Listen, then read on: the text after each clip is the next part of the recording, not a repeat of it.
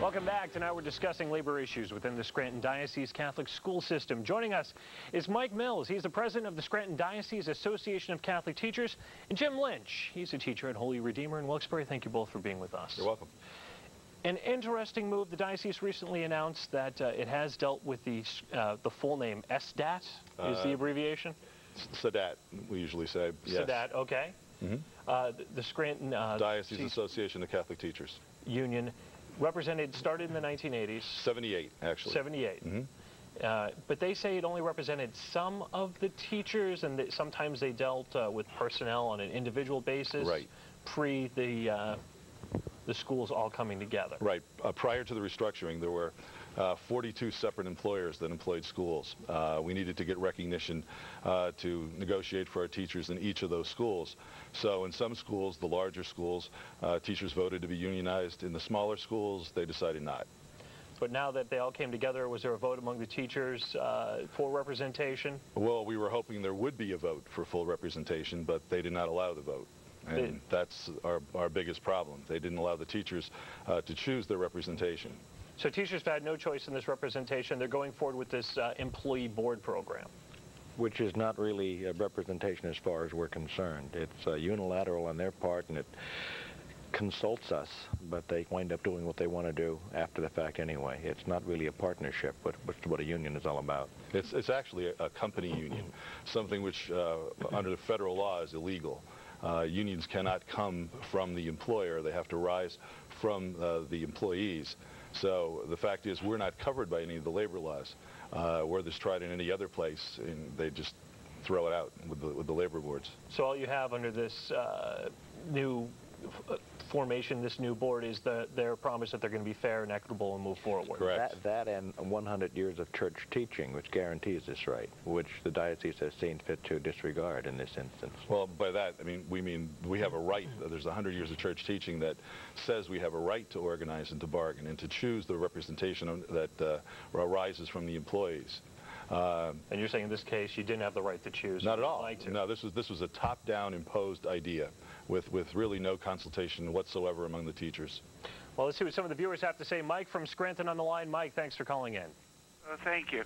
This diocese has a rather long and ugly history of labor relationships going back beyond the 1900s when William O'Hara was the bishop here, and he made it an excommunicable sin, and you could be excommunicated for joining a union, and he was specifically overturned by Pope Leo XIII in the encyclical Rerum Novarum. Our bishop was the first bishop in Roman Catholic history to be specifically overturned by a pope in an encyclical. So this diocese has a long and ugly history of labor relationships going back at least to 1890. Well, to say to Mike, at the same time, ours is the same diocese that stood shoulder to shoulder with the anthracite coal miners and John Mitchell in the 1901 strike. There, Bishop Hoban, the bishop for whom my former school was named, as I said, walked with the miners as they struck. Were it not for the support of the church, it's unlikely that they would have won that strike. So it goes both ways. It goes both. I was not aware of that, of what Mike had mentioned. Chuck from Hazleton, thanks for calling in. You're welcome. I feel that since the Diocese of Scranton has gone anti-union, that unions should go anti the Diocese of Scranton and not contribute 1 penny of the money that is earned by union wages towards support for the Diocese of Scranton until this is settled and reversed, or ever if they don't reverse it.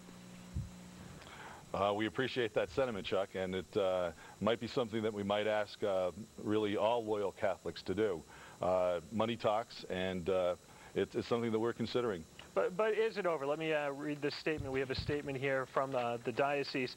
They say the Diocese of Scranton is committed to fair and just treatment of all its employees.